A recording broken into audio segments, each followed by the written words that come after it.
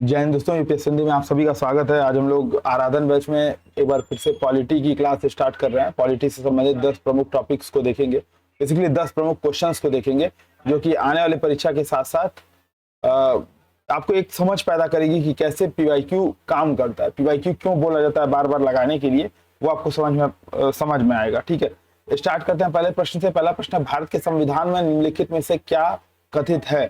पहला स्टेटमेंट, राष्ट्रपति संसद के किसी भी सदन का सदस्य नहीं होगा। दूसरा, संसद राष्ट्रपति और दोनों सदनों से मिलकर के बनेगी। ठीक है, ध्यान दीजिएगा, मैंने बार बार बताया था अनुच्छेद इससे के संदर्भ में अनुच्छेद 59 और अनुच्छेद 79 79 59 और 79, ये दो स्टेटमेंट अगर आपको थोड़ा सा भारत के संविधान के संदर्भ में अगर आपने ध्यान दिए होंगे तो ये प्रश्न आपके सही हो जाएंगे। हालांकि आसान सा प्रश्न है, इसमें थोड़ा सा भी लॉजिक लगाएंगे तो किसी को बेसिक नॉलेज भी होगा तब भी वो कर लेगा। ठीक है, देखिए अनुच्छेद 59 क्या बोल रहा है? राष्ट्रपति के पद के लिए शर्तें। ठीक है, राष्ट्रपति संसद के किसी सदन का या किसी राज्य के विधानमंडल के किसी सदन का सदस्य नहीं होगा। ठीक है, यदि अगर ऐसा व्यक्ति सदस्य राष्ट्रपति चुन लिया जाता है तो सदन में अपना स्थान राष्ट्रपति के पद ग्रहण की तारीख से रिक्त करना पड़ेगा, प्लस कोई लाभ का पद धारण नहीं करेगा। ठीक है, ये दो चीजें अनुच्छेद 59 में राष्ट्रपति के लिए दी हुई हैं।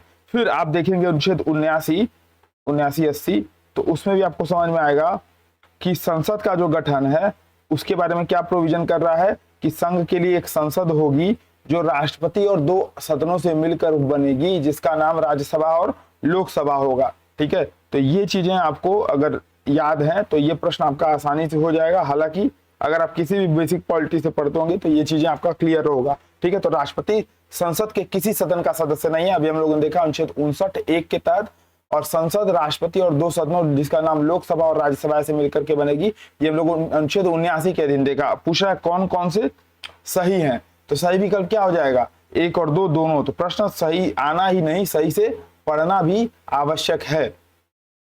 अगला प्रश्न है, संसद निम्नलिखित कथनों पर विचार कीजिए। पहला, संसद निर्हरता निवारण अधिनियम 1959 कई पदों को लाभ के पद के आधार पर निर्हरता से छूट देता है। दूसरा है, उपयुक्त अधिनियम 5 बार संशोधित किया गया है। ठीक है, तीसरा है शब्द लाभ का पद भारत के संविधान में भली भांति परिभाषित किया गया है। अब देखिए, ऐसे टाइप वाले प्रश्न में आपको कुछ नहीं पता है तब भी आप इसको सही कर लेंगे। ये बेसिकली एप्टीट्यूड का प्रश्न है, सीधे सीधे एप्टीट्यूड का प्रश्न है। तो कैसे ये सही होगा, आप ध्यान से देखिए क्या बोल रहा है। शब्द लाभ का पद भारत के संविधान में भली भांति परिभाषित किया गया है, ये एक्सट्रीम स्टेटमेंट है। लाभ का पद विभिन्न संविधान के अनुच्छेदों में आया है, भारत के संविधान में लाभ का पद विभिन्न अनुच्छेदों में हुआ है, लेकिन कहीं भी इसको परिभाषित नहीं किया गया है। तो अनुच्छेद स्टेटमेंट 3 अगर आप गलत कर दीजिए तो ये भी गलत, ये भी गलत, ये भी गलत, बचा केवल एक। आपको ये नहीं पता है कि संसद निर्हरता निवारण अधिनियम 1959 था या नहीं था, उसमें कितने बार संशोधन हुए, लेकिन अगर आपको ये पता है कि लाभ के पद शब्द को भारत के संविधान में परिभाषित नहीं किया गया है तो ये प्रश्न आपका सही हो जाएगा। ध्यान दीजिएगा, जो निर्हरता निवारण अधिनियम 1959 है, इसमें अनेक पदों को लाभ के पद के आधार पर संसद की सदस्यता के लिए निर्हरता से छूट प्रदान की गई है। जैसे आप राज्यपाल हैं तो राष्ट्रपति बन सकते हैं, राज्यपाल का पद लाभ का पद नहीं होगा। आप संसद के सदस्य हैं, राज्य विधानमंडल के सदस्य हैं तो लाभ का पद नहीं माना जाएगा। इस अधिनियम में अब तक कुल 5 बार संशोधन हुए हैं। ठीक है, तो 5 बार संशोधन किया गया है, जैसे 1993 में, 99 में, 2000, 2006, 2013, 5 बार अब तक संशोधन हो चुके हैं। तो सही विकल्प क्या हो जाएगा इसका? ए। 1 और 2 विशुद्ध एप्टीट्यूड का प्रश्न है। जब प्रश्न नहीं आए तो एक्सट्रीम स्टेटमेंट, केवल वाली स्टेटमेंट काट देना है, आपका उत्तर आ जाएगा।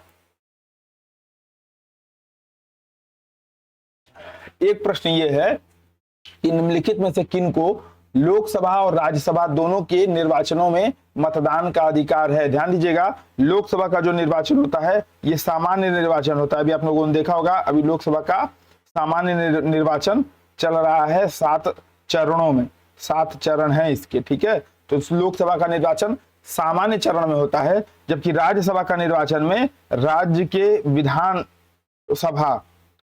की विधानसभा के निर्वाचित सदस्य इसमें मतदान करते हैं। विधानसभा के निर्वाचित सदस्य, ठीक है, elected member of state legislative assembly, निर्वाचित सदस्य, ठीक, ये मतदान करते हैं। अब बात आ रही है कि कौन कौन सा किसको मतदान का अधिकार है, दोनों साथ लेकर के चलना है। क्या बोल रहा है, संसद के निम्न सदन में निर्वाचित सदस्यों को, संसद का निम्न सदन क्या है, लोकसभा, तो लोकसभा के निर्वाचित सदस्यों को, लोकसभा में तो मतदान, भाई लोकसभा में जहां से वो खड़े होंगे खुद के लिए वोट डालेंगे ही, लेकिन क्या वो राज्यसभा में मतदान करेंगे, नहीं करेंगे, विकल्प गलत हो जाएगा। संसद के उच्च सदन के निर्वाचित सदस्यों को, राज्यसभा का निर्वाचित सदस्य है, ठीक है, वो लोकसभा में तो मतदान कर सकता है, लेकिन क्या वो राज्यसभा के लिए भी मतदान कर पाएगा, तो नहीं कर पाएगा, गलत हो जाएगा। राज्य विधानमंडल के उच्च सदन के निर्वाचित सदस्यों को, राज्य विधानमंडल यानी कि विधानसभा की जगह विधानमंडल, विधानमंडल और विधानसभा जिन जिन राज्यों में साथ है वहां की बात कर रहा है, तो उच्च सदन के निर्वाचित सदस्य वहां पे वो भी निर्वाचित सदस्य भी संपूर्ण मतलब विधानसभा के सदस्य नहीं होते हैं, ऐसे समझिए।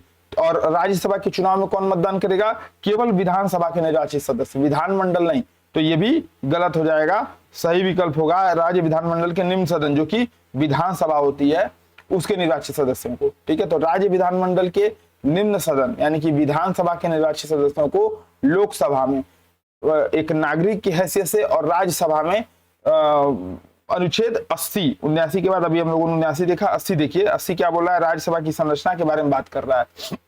तो एक आपका फैक्ट तैयार हो गया कि अनुच्छेद 80 राज्यसभा के संरचना के बारे में बता रहा है। क्या बता रहा है कि राष्ट्रपति द्वारा 12 सदस्य प्लस 200 सॉरी 12 सदस्य और 238, ठीक है, 12 प्लस 238 ये बताया है, ठीक है,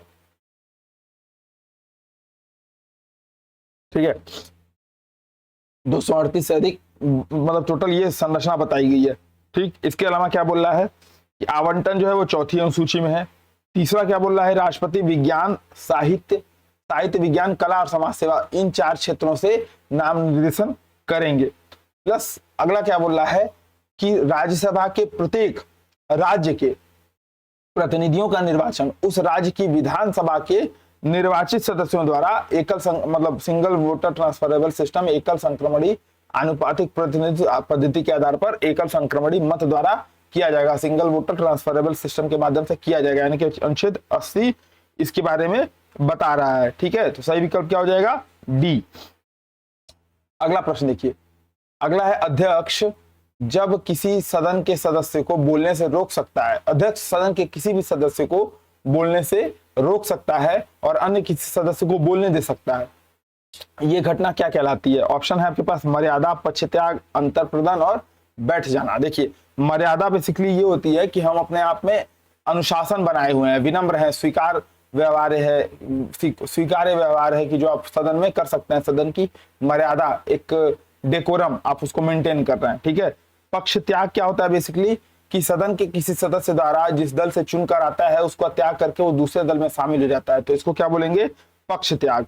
अंतर प्रदान क्या होता है, अंतर प्रदान होता है कि किसी सरकारी अधिकारी, ठीक है, अंतर और प्रदान दो शब्दों से मिलकर के बना है, किसी सरकारी अधिकारी से किसी का विवरण मांगा जाता है कि प्रदान करिए इसको, ठीक है। तो ये संसदीय प्रक्रिया में जब कोई सरकारी अधिकारी से किसी नीति या किसी कार्य के लिए विवरण की मांग की जाती है तो अंतर प्रदान कहलाता है। बैठ जाना, ठीक है, अगर आपने लोकसभा की कार्यवाही देखी होगी तो बार बार ओम बिरला जी क्या बोलते थे, बैठ जाइए बैठ जाइए। तो अध्यक्ष किसी भी सदस्य को बोलने से रोक करके अन्य को बोलने के लिए कह सकता है, इसको सीधा सीधा घटना क्या है, बैठ जाना कहलाती है, ठीक है। तो सही विकल्प इसका हो जाएगा डी। अमूमन इसमें लोग क्या सही करते, देखिए मर्यादा, पक्ष त्याग, बैठ जाना, ये आपको आसानी से समझ में आ रहा है।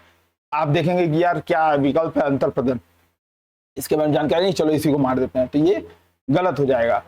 अगला प्रश्न है कि जब सदन के दोनों सदनों की संयुक्त बैठक में कोई विधेयक रेफर किया जाता है तो इसको किसके द्वारा पारित किया जाता है। 4 विकल्प है, साधारण बहुमत, उपस्थित एवं मतदान देने वाले सदस्यों का, उपस्थित एवं मतदान देने वाले का 3/4, सदनों का 2/3 या सदनों का पूर्ण बहुमत। पूर्ण बहुमत का मतलब कि जैसे टोटल लोकसभा की और राज्यसभा की जितनी सीट है, टोटल सीट बटे 2, ठीक है, टोटल सीट बटे 2।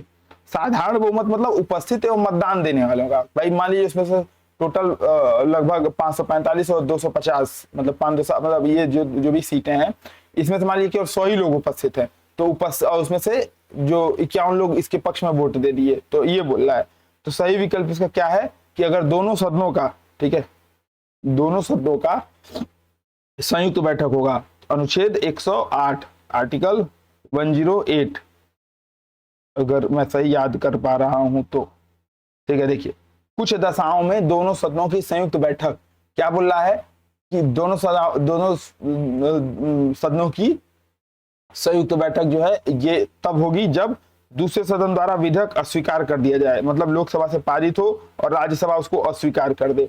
विधेयक में किए जाने वाले संशोधनों के बारे में दोनों सदन अंतिम रूप से असहमत हो गए कि कुछ ऐसा संशोधन जो लोकसभा नहीं चाहती हो राज्यसभा कर दे, या राज्यसभा नहीं चाहती हो लोकसभा कर दे, तब दूसरे सदन को विधेयक प्राप्त होने की तारीख से उसके द्वारा विधेयक पारित किए बिना 6 माह से अधिक समय का बीत गया हो, तो उस दशा में जब लोकसभा का विघटन होने के कारण, मतलब जब भी ऐसा होगा तो उस दशा में संयुक्त बैठक बुलाई जाएगी।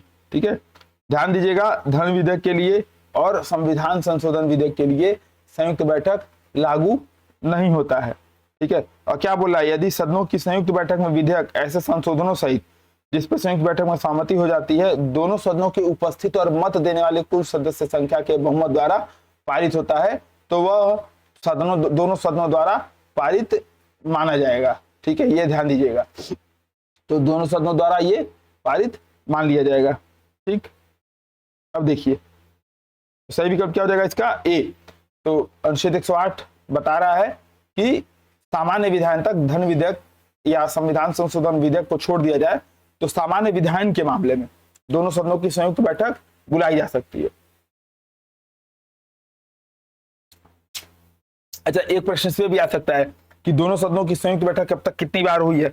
ठीक है, तो दोनों सदनों की संयुक्त बैठक सर्वप्रथम दहेज निरोधक विधेयक, ठीक है, डॉरी एक्ट या दहेज बोल दे रहा है, दहेज विधेयक 1961, ठीक है, दहेज विधेयक 1961, बैंक विधेयक 1978 1978, ठीक है, और तीसरा 2002 में जब आतंक निरोधक कोटा एक्ट लाया था, prevention of anti terrorism act ऐसा, ठीक है, तो 2002 में आतंक, ठीक है, तो दहेज और बैंक का आतंक ऐसे याद कर सकते हैं, 3 बार बुलाई गई थी। ठीक है, अब देखिए 2003 में ये प्रश्न, इस पे भी प्रश्न एक बार 2003 में भी आया था, देखिए 2015 में पूछा है। अभी आप जो नेक्स्ट प्रश्न देखेंगे ये 2003 में पूछा गया था इस पे।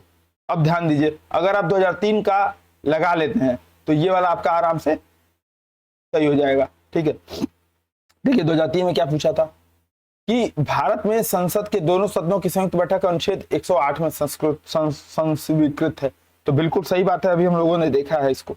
लोकसभा और राज्यसभा की प्रथम संयुक्त बैठक वर्ष 1961 में थी, बिल्कुल सही बात है।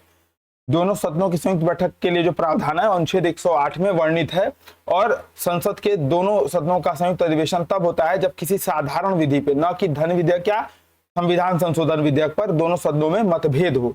ठीक है, तो लोकसभा और राज्यसभा की प्रथम संयुक्त बैठक दहेज निरोधक विधेयक 1959 पर मई 1961 में आयोजित की गई थी, तो बिल्कुल सही बात है। ठीक है, और भारतीय सदनों की दूसरी बैठक इसके लिए पारित हुई थी, बैंक सेवा आयोग, तो बिल्कुल सही बात है। जो दूसरी बैठक थी वो बैंक सेवा आयोग विधेयक 1978 सॉरी 1977 विधेयक का नाम था, और 1978 में ये पारित हुआ था, तो 1978 में बैठक हुआ था मतलब बेसिकली। ठीक है, तीसरी संयुक्त बैठक गोलू के बर्थडे के दिन 26 मार्च 2002 को आतंकवाद निरोधक विधेयक जब हुआ था तो उसमें हुआ था। ठीक है, तो ऐसे याद हम लोग किए थे, है ना। तो 3 थे, सही विकल्प इसका हो जाएगा डी। पूछा कौन कौन से सही हैं, सही विकल्प हो जाएगा डी। अब नेक्स्ट प्रश्न बहुत इंपॉर्टेंट है, क्या बोल रहा है, निम्नलिखित कथनों में से कौन से सही हैं? लोकसभा में लंबित कोई विधेयक उसके सत्रावसान पर व्यपगत हो जाता है। अब भाई लोकसभा में कोई विधेयक है, सत्रावसान, अगर आपको ये टर्म मालूम होगा, सत्रावसान मतलब कोई एक सत्र, अब 3 सत्र चलते हैं, बजट सत्र, मानसून सत्र और शीतकालीन सत्र। ठीक है, बजट सेशन, मानसून सेशन और विंटर सेशन, 3 सेशन आपके चलते हैं।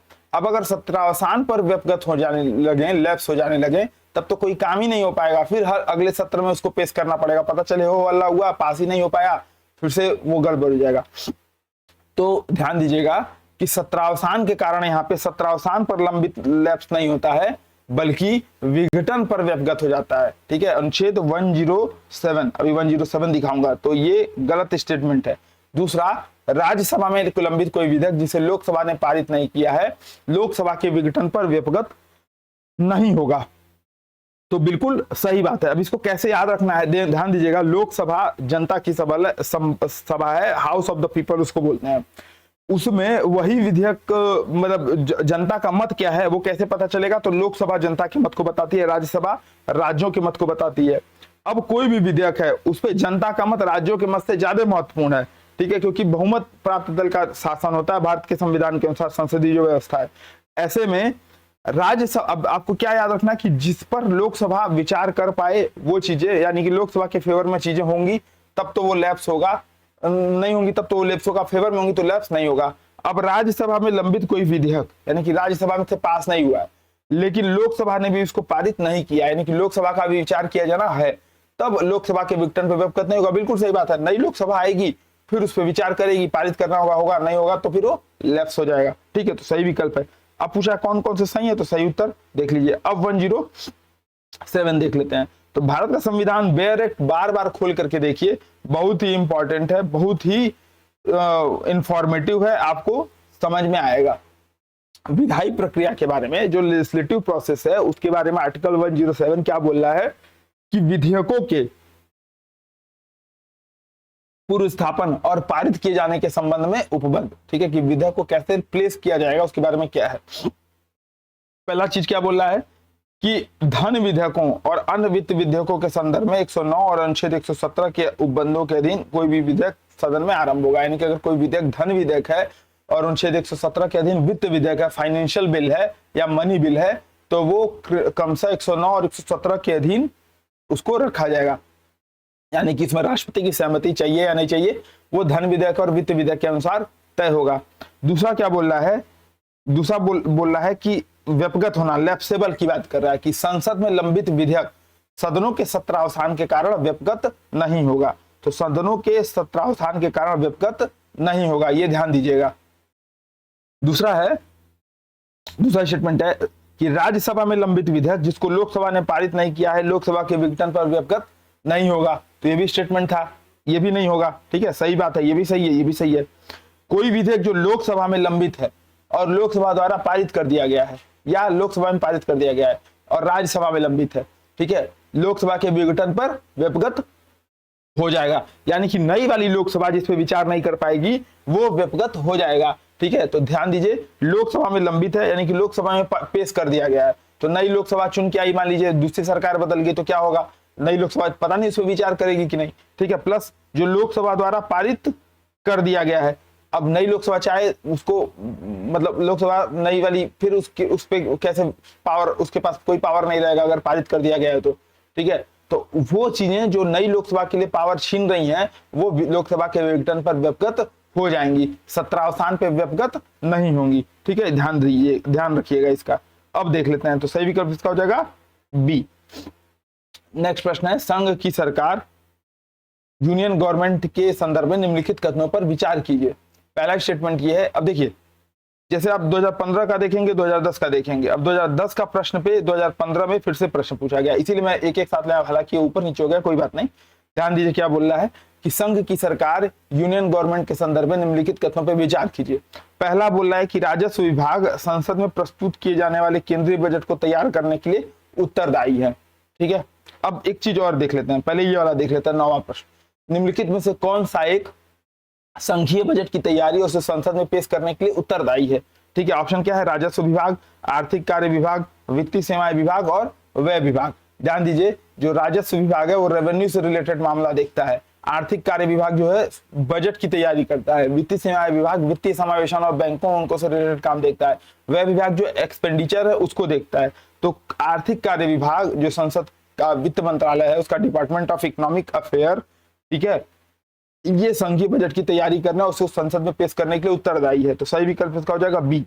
अब आपको ये फैक्ट पता है बी, अब ये वाला प्रश्न देखिए, ठीक है, क्या बोल रहा है कि जो राजस्व विभाग है वो संसद में प्रस्तुत किए जाने वाले केंद्रीय बजट को तैयार करने के लिए उत्तरदायी है। अगर आप 2010 में पीवाईक्यू करके 2015 का मतलब आप 2015 में पेपर जा रहे थे देने, और अगर पिछले 10 साल की पीवाईक्यू में अगर वो 5वां 2010 वाला पेपर आपने सॉल्व किया तो उसमें आपको क्या पता चला कि राजस्व विभाग नहीं करता है, कौन सा करता है, आर्थिक कार्य विभाग। राजस्व विभाग नहीं करता है बल्कि कौन किसका करता है, आर्थिक कार्य विभाग। यानी कि बजट तैयार करने की जिम्मेदारी वित्त मंत्रालय के आर्थिक कार्य विभाग की होती है, न कि राजस्व विभाग की। राजस्व विभाग बेसिकली क्या करता है कि विगत वर्षों में जो रेवेन्यू रिलेटेड जो आंकड़े हैं, डेटाज हैं, उनके संदर्भ में उससे आने वाले वर्ष के लिए राजस्व का अनुमान तैयार करता है। ठीक है, तो राजस्व विभाग बजट तैयार करने के लिए उत्तरदायी नहीं है।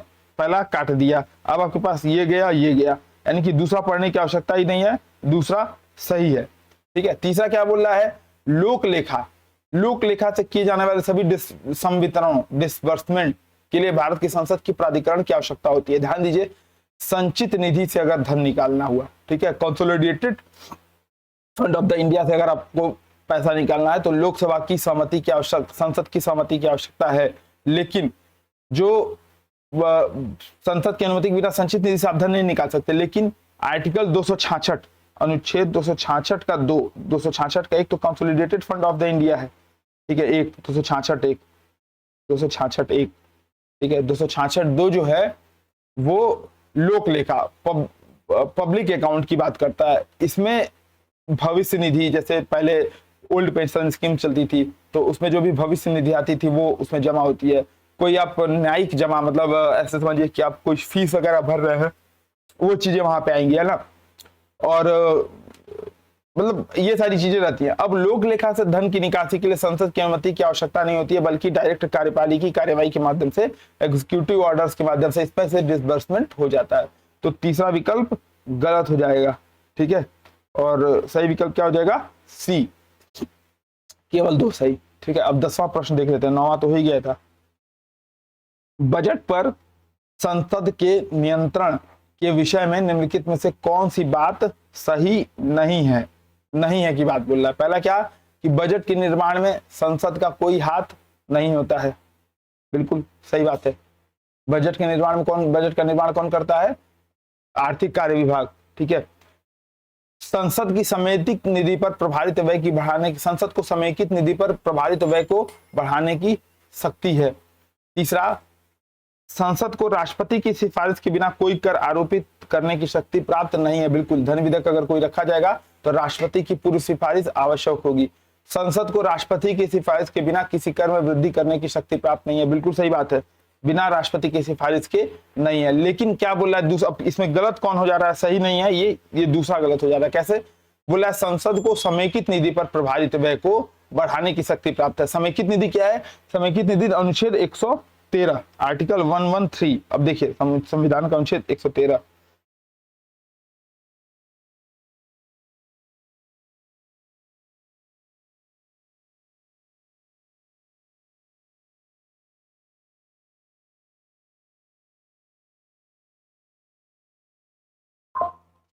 क्या बोला, प्राकलनों में से जितने प्राकलन भारत की संचित निधि पर भारित व्यय से संबंधित है वे संसद में मतदान के लिए नहीं रखे जाएंगे। ठीक है, यानी कि समेकित निधि पर जो भारित व्यय है उसको बढ़ाने की शक्ति किसके पास है। ठीक है, वो उसको संसद के पास नहीं है, वो कार्यपालिकी कार्यवाही, या जैसे ये बेसिकली बात की जाती है जैसे न्यायिक स्वतंत्रता, जैसे न्यायालय के जो न्यायाधीश होते हैं उनका जो वेतन भत्ता होता है वो संसद की समेकित निधि पे भारित होता है। अब संसद की समेकित निधि पे प्रभावित व्यय को बढ़ाने का अधिकार वो किसके पास है, एक्ट के थ्रू बढ़ा सकता है। बजट पर संसद के नियंत्रण के माध्यम से वो नहीं आता है। ठीक है, जैसे न्यायाधीशों का वेतन बढ़ाना हुआ या किसी का वेतन बढ़ाना हुआ या कार्यपालिकी कार्यवाही एग्जीक्यूटिव ऑर्डर्स के माध्यम से भी बढ़ाया जा सकता है। लेकिन संसद को समेकित निधि पे जो प्रभावित व्यय है उसको कम करने या बढ़ाने की शक्ति प्राप्त नहीं है। ठीक है, उसको कम करने की शक्ति यहाँ पे आर्टिकल 1013 के अधीन, यानी कि समेकित निधि संचित निधि पे जो प्रभावित व्यय है वो संसद में मतदान के लिए प्रस्तुत नहीं किए जा सकते हैं, केवल उस पर चर्चा होती है। तो इसलिए प्रभावित व्यय में कोई परिवर्तन करने का अधिकार संसद को नहीं है। यही चीजें बता रहा है। ठीक है, क्या बोला कि संसद में मतदान के लिए नहीं रखे जाएंगे, किंतु प्राकलन पर चर्चा करने से निवारित नहीं करती है। ठीक है, यानी कि उस पर चर्चा हो सकती है, मतदान नहीं होगा। तो व्यय में कोई परिवर्तन संसद नहीं कर सकती। तो सही विकल्प इसका क्या हो जाएगा? 110वें का 110वें का सही विकल्प हो जाएगा बी, अनुच्छेद मतलब ये ऑप्शन बी। ठीक, तो फिर सेशन कैसा लगा? आज का सेशन यहीं पे समाप्त करते हैं, मिलते हैं नेक्स्ट वीडियोस में। तब तक के लिए जय हिंद, जय श्री राम। कमेंट जरूर करिएगा कितने सही हो रहा है और रेगुलरिटी बनाए रखिएगा। जय हिंद।